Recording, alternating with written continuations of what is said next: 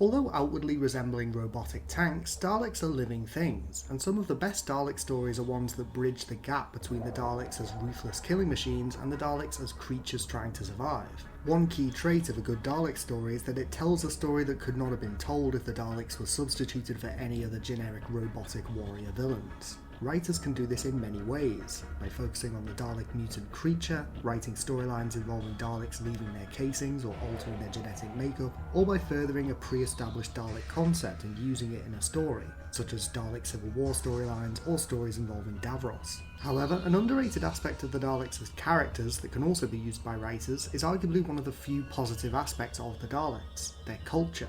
Despite their nature as exterminators, Daleks have a strong sense of camaraderie and kinship with other Daleks, and as such a strong cultural identity has taken shape across the many Dalek stories over the years. We previously covered the more incongruous aspects of Dalek culture, their artwork, which could be either a rare form of Dalek self-expression or simply a leftover motif from the Khaleds or symbols designed to invoke fear in their enemies, and another seemingly out-of-character idea for the Daleks is mentioned in Series 1 of Doctor Who, and that is the idea of Dalek legends. Stories are one of the cornerstone aspects of a culture, and the Doctor talks about there being ancient legends of the Dalek homeworld, in which he is called the Oncoming Storm, the Dalek name for the Doctor. This would indicate, therefore, that the legends themselves are also Dalek in origin, meaning that Daleks must have some form of capacity for storytelling, even if it is just sharing reports from the pathweb.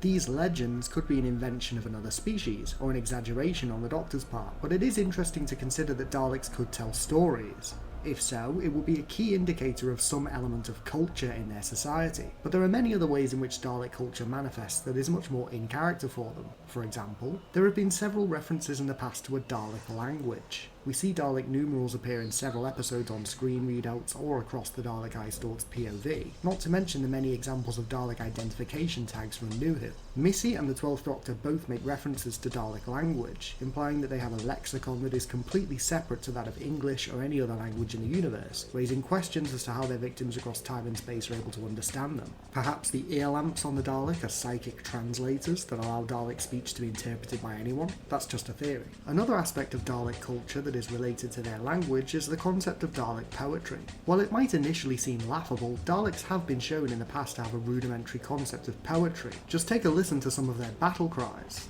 Advance and attack!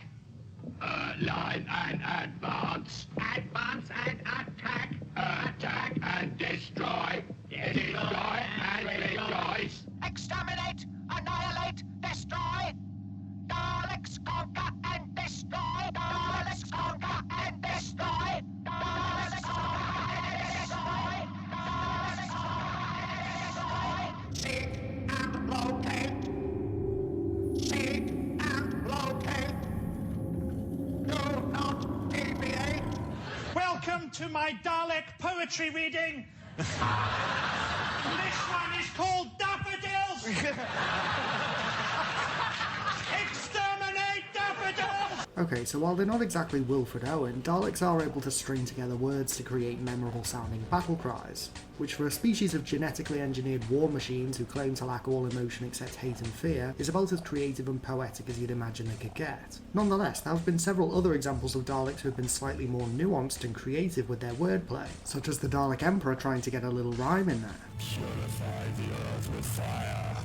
The planet will become my temple and we shall rise.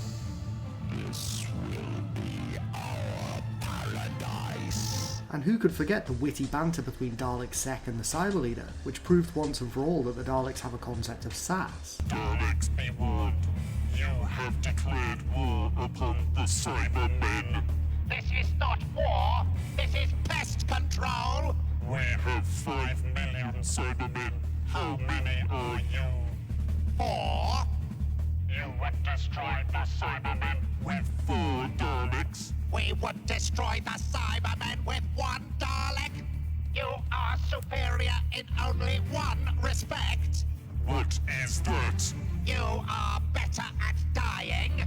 Speaking of Dalek hierarchs, another aspect of Dalek history that presents some evidence of a deeply buried culture is the chronology of their leadership system. Having had emperors, supremes, primes, supreme councils, and even a time controller, the Daleks eventually settled for a parliamentary system, in which high-ranking Dalek governors feed warfare and logistics information into a central Dalek Prime Minister, who directs the entire empire. Whilst not a democracy in the truest sense, it does reflect an aspect of political evolution, which is at the very least a shadow of culture for a society. And speaking of the Dalek Prime Minister, through him we learn that the Daleks are continuing to explore their own psyche, and are still making discoveries regarding the scope of their capabilities. Despite several Daleks previously claiming that Daleks have no concept of things like elegance or beauty, the Dalek Prime Minister reveals to the Doctor that he believes the Daleks do possess a concept of beauty. It's just that their frame of reference for how beautiful something is depends on how much hate they can see in it. This suggests that behind the scenes, Dalek leaders and other high-ranking Dalek units are continuing to adapt and innovate in terms of their philosophy, which is also evidence of some rudimentary culture.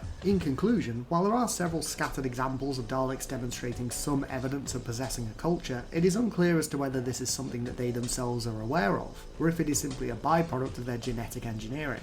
It is possible that any hints of culture that we see in the Daleks are simply reflections of Davros's personality and narcissism, but there are some hints that the Daleks do truly possess the ability to adapt and change over time in certain ways. So who knows what the future holds for them? What do you think?